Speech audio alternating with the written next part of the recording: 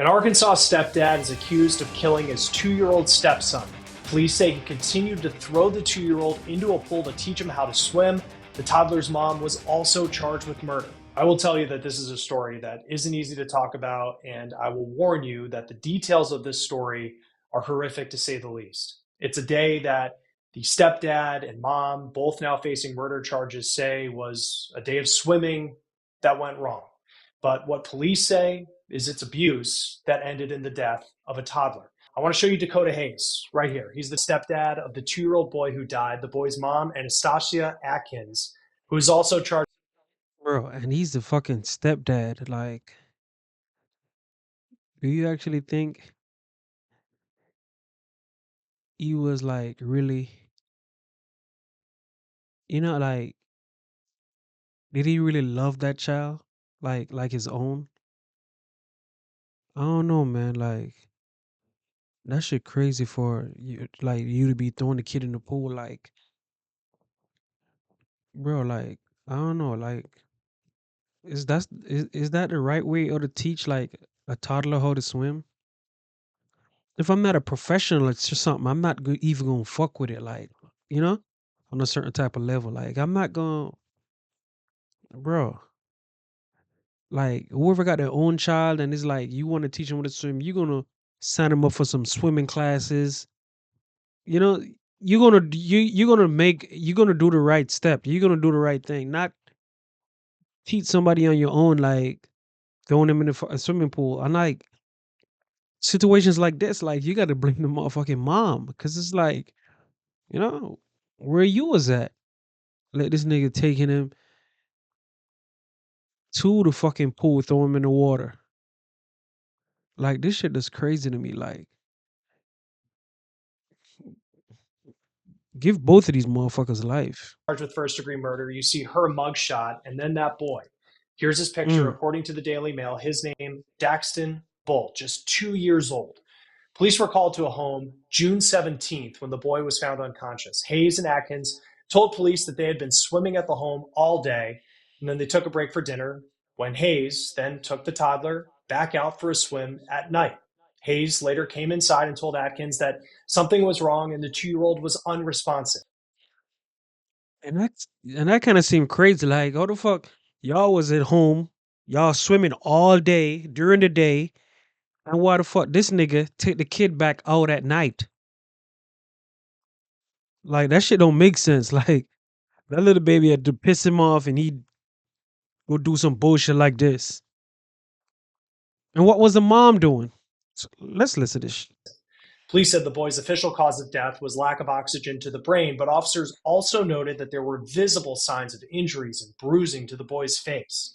The toddler wasn't the only child at the home. 2 other children under the age of 7 were also at the scene, and according to police, those children told officers that Hayes and Atkins would often hit them and that Hayes was very rough with the young 2-year-old who died.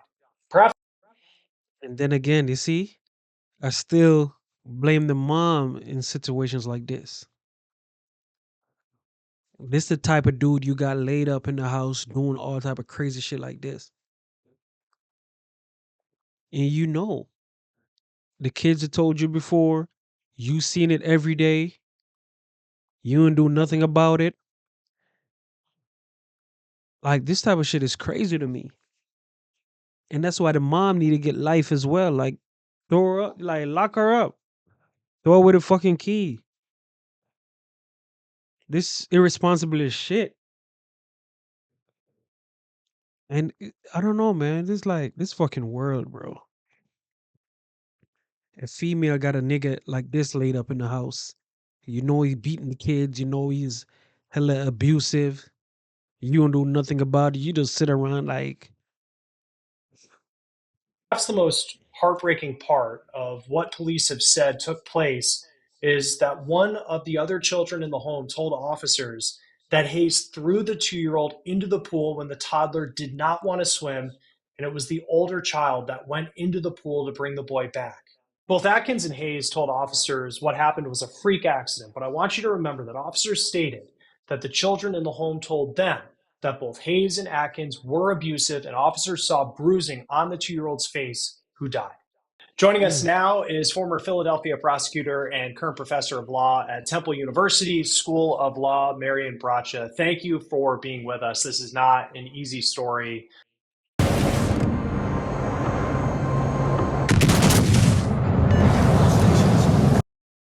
To talk about what stands out to you when you read the details of this case. Well, first and foremost, I think what is most noteworthy is that the majority of the information regarding the abuse comes from one of the other children.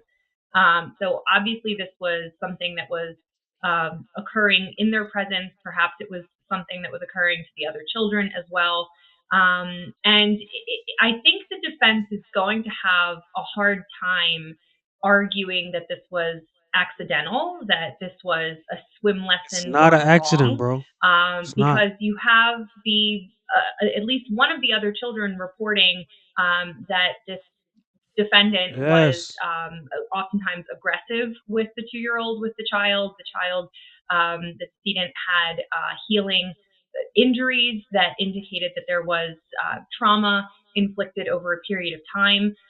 So what stands out to me most is that I really think that if the defense intended to present an accident and An incident happened in June of last year, 2024. These arrests just happening in the first couple weeks of 2025.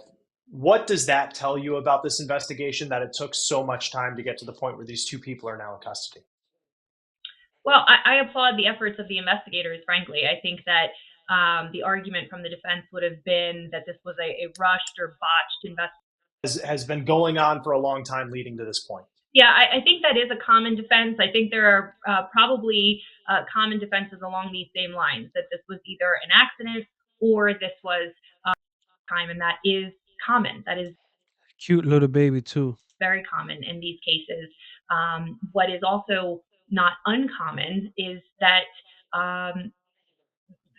service providers like DHS, like social workers, like the court system or police investigators are not aware that abuse like this is happening. And so there is no intervention, and there are no supervisory steps. There are no services put in place to ensure the safety of the child. So this, unfortunately, is something that happens behind closed doors in secrecy. And the people who suffer most are the children who don't have a voice and don't have an investigate That shit abuse of the crazy though, 2-year-old, man. especially if he wasn't in outside childcare, if he was only staying at home, if he was with these two parents. And then the crazy part of it about it, this is like, them two getting locked up, and then they said they got other kids in the house. So now, like, you know, them kids got to live without a parent. I mean, they should, especially with a mom like that. Now they might have to go to a grandparent, or they might just have to go to get enrolled in a foster care, shit like that. That's the crazy thing, man. Like, this type of shit is not good. I don't like seeing certain type of shit like this. I don't know, man. This generation of parents is just different. I don't know. People got like a different mindset.